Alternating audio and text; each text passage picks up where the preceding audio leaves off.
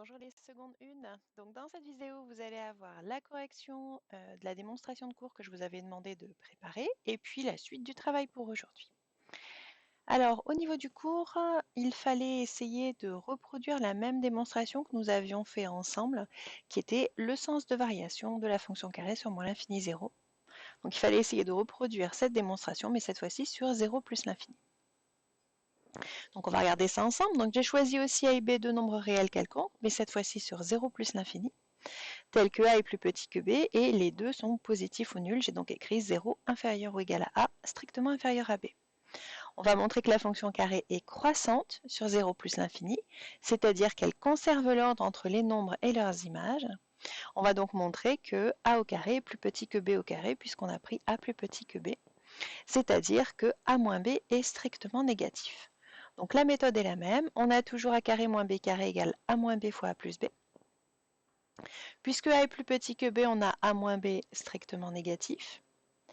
Ensuite, puisque A est positif et B aussi, on a la somme des deux A plus B est positive, puisque la somme de deux nombres positifs est positive.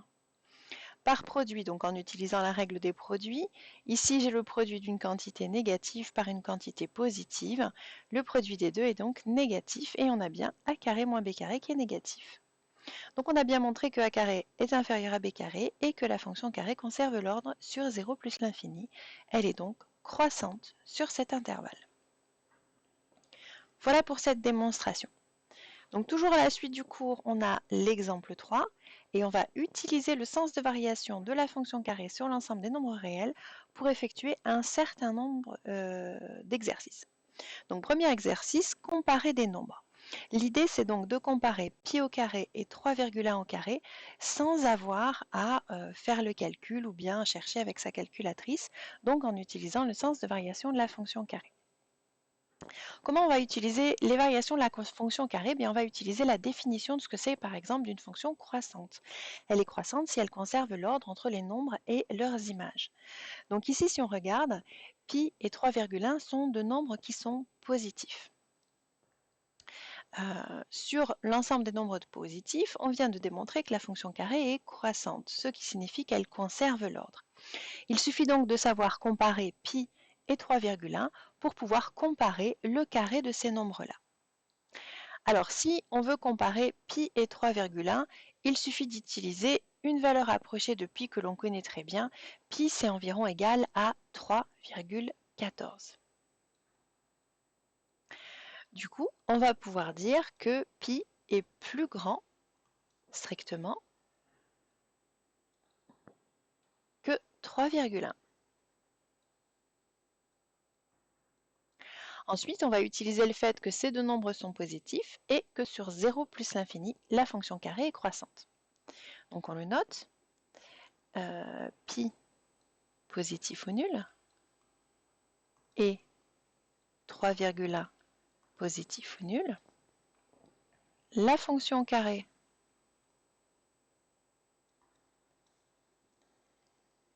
est croissante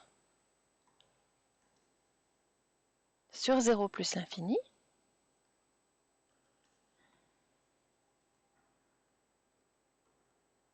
Donc elle y conserve l'ordre. On va vraiment être très exhaustif dans la rédaction. Donc elle y conserve l'ordre entre les nombres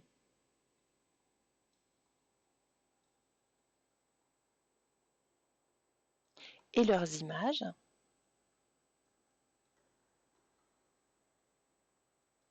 On en déduit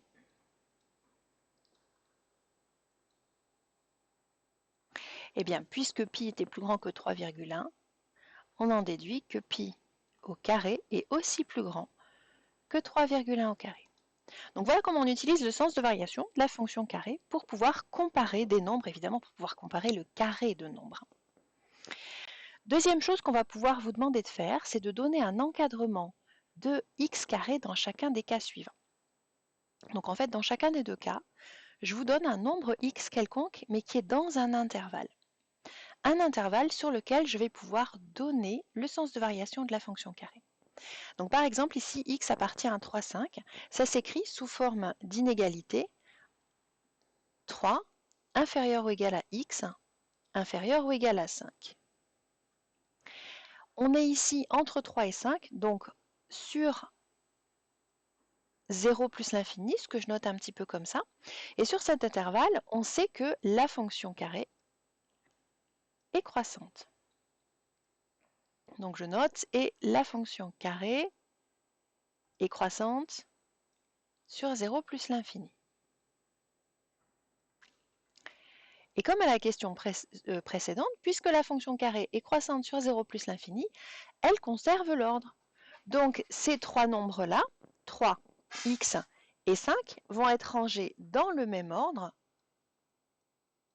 puisqu'ils sont positifs. Donc les images de ces trois nombres-là sont rangées, des carrés donc, de ces trois nombres-là sont rangés dans le même ordre puisqu'ils sont positifs. Il me reste juste à faire le calcul de 3 au carré et de 5 au carré, donc c'est-à-dire,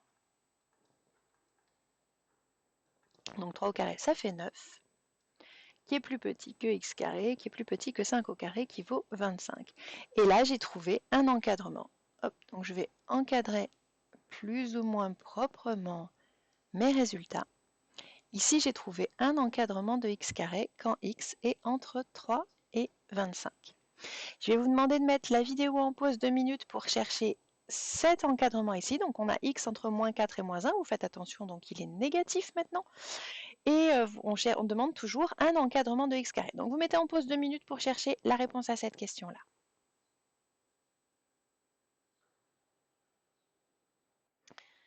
Alors, pour cet encadrement-là, donc on a moins 4 inférieur ou égal à x inférieur ou égal à moins 1, et tout est négatif.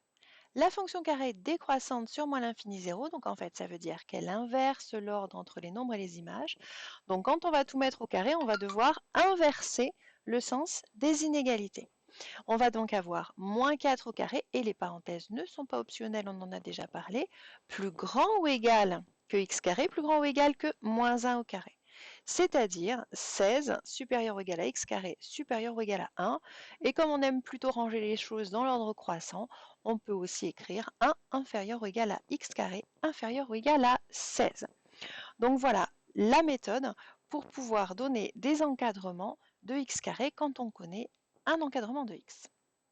Troisième utilisation du sens de variation, résolution graphique d'inéquations.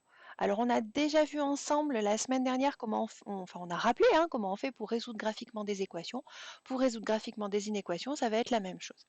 Alors moi j'ai triché un petit peu, j'ai déjà dessiné, j'ai fait dessiner à GeoGebra, soyons clairs, la courbe, la parabole qui représente la fonction carré. Voilà, comme pour résoudre des équations, je n'ai pas mis d'unité sur les axes, je vais juste quand même rajouter le 0 à l'origine un peu plus proprement, ça sera mieux. Voilà. Donc l'origine du repère. Et je cherche tous les nombres x tels que x carré supérieur ou égal à 9. Donc normalement, c'est une méthode que vous connaissez déjà. Je vais donc vous demander de mettre la vidéo en pause quelques minutes, le temps d'arriver à reproduire déjà la parabole encore une fois. Et sur le dessin, vous allez essayer de résoudre cette inéquation. Alors on y va pour résoudre cette inéquation. Il fallait placer le nombre 9 sur l'axe des ordonnées. Chercher les points de la courbe qui ont pour ordonnée 9, j'en ai trouvé 2. Trouver leurs abscisses, donc c'est moins racine de 9, c'est-à-dire moins 3. Et l'autre, c'est racine de 9, c'est-à-dire 3. Ensuite, je cherche quand est-ce que x carré est supérieur ou égal à 9. Donc c'est cette partie-là de l'axe des ordonnées qui va m'intéresser. Les points de la courbe dont l'ordonnée est ici plus grande que 9, c'est les points qui sont sur cette branche de parabole ou alors sur cette branche de parabole. Les solutions de mon inéquation sont les abscisses de ces points-là, c'est donc de moins l'infini jusqu'à moins 3, ou bien de 3 jusqu'à plus l'infini. L'ensemble des solutions s'écrit donc S égale moins l'infini moins 3, que je prends, puisque je veux supérieur ou égal à 9, union 3 que je prends pour les mêmes raisons, plus l'infini. Voilà pour ce dernier exemple de cours. On va maintenant aller partie exercice et travailler sur des exercices dans votre livre. Alors ce que je vais vous proposer, c'est de faire avec vous la première question de chacun des exercices, et ces exercices ils seront à terminer pour le cours de jeudi. Donc là, j'ai barré dans l'énoncé sur l'exercice 5, page 123.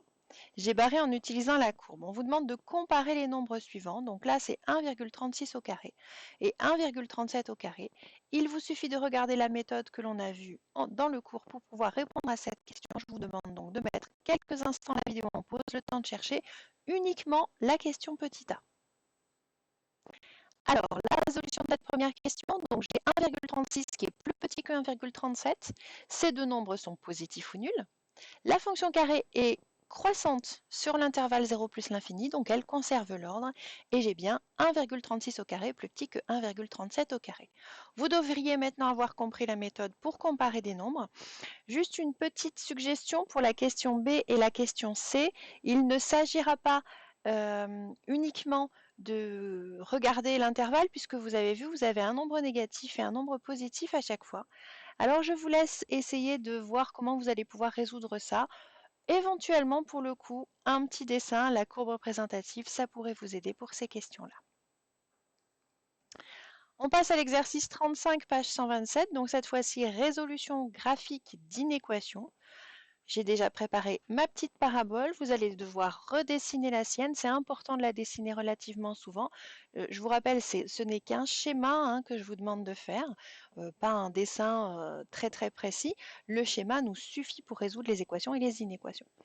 Donc vous allez résoudre la première inéquation. Comme je viens de le faire dans l'exercice précédent, vous mettez la vidéo en pause quelques minutes, le temps de dessiner la parabole, de résoudre l'inéquation et ensuite vous remettez en route pour avoir les réponses. Alors en fait, le dessin à reproduire était exactement le même que celui que nous avions dans la partie cours. On place 9 sur l'axe des ordonnées. On cherche les abscisses des points de la courbe qui ont pour ordonnée 9. On trouve moins 3 et 3. Cette fois-ci, on cherche quand est-ce que x carré est inférieur ou égal à 9. Donc tous les points de la courbe dont l'ordonnée est sur cette partie-là de l'axe des ordonnées. Donc c'est ce morceau de parabole ici qui nous intéresse et les solutions sont les abscisses des points qui sont sur ce morceau de parabole, c'est-à-dire entre moins 3 et 3, d'où l'ensemble des solutions. Je vais juste mettre le numéro de la question. On continue. Exercice 36, page 127. Encore des inéquations à résoudre. On monte un petit peu le niveau cette fois-ci. L'inéquation à résoudre, ce n'est pas directement x carré plus petit ou plus grand qu'un nombre. Donc la première étape, avant de pouvoir résoudre cette inéquation, en utilisant la représentation graphique de la fonction carré, ça va être de se débrouiller à avoir x carré plus petit ou plus grand que quelque chose en partant de cette inéquation. Donc, première mise en pause de la vidéo pour cette question. Vous essayez de modifier l'inéquation en faisant ce qu'il faut pour isoler le x carré à gauche de l'inégalité. Alors, si vous ne vous êtes pas trompé, vous avez trouvé x carré inférieur ou égal à 4,5. Je vous laisse jeter un œil à la démonstration ici. On divise par 2, donc il n'y a pas eu de changement de sens de l'inégalité. Alors maintenant, on a une inéquation que vous devez savoir résoudre graphiquement. Donc, deuxième mise en pause. Vous faites ce qu'il faut sur le dessin pour pouvoir trouver les solutions de cette inéquation. Alors, allons-y pour la correction. Donc, j'ai placé 4,5 sur l'axe des ordonnées. Les antécédents par la fonction carré moins racine de 4,5 et racine de 4,5. On voulait savoir quand est-ce que x carré était inférieur ou égal à 4,5. On va donc chercher les abscisses des points de cette partie de la parabole, c'est-à-dire entre moins racine de 4,5 et 4,5, ce qui nous donne cet ensemble de solutions. Voilà, c'est tout pour aujourd'hui. Pour jeudi, vous avez à terminer ces exercices que l'on vient de faire là. C'est noté dans Pronote dans le travail à faire pour jeudi. Comme d'habitude, vous n'hésitez pas à me poser les questions sur le fil de discussion Pronote si jamais il y a des choses qui sont allées trop vite ou que vous n'avez pas bien compris. Je vous souhaite bon courage pour la suite de cette journée. À bientôt.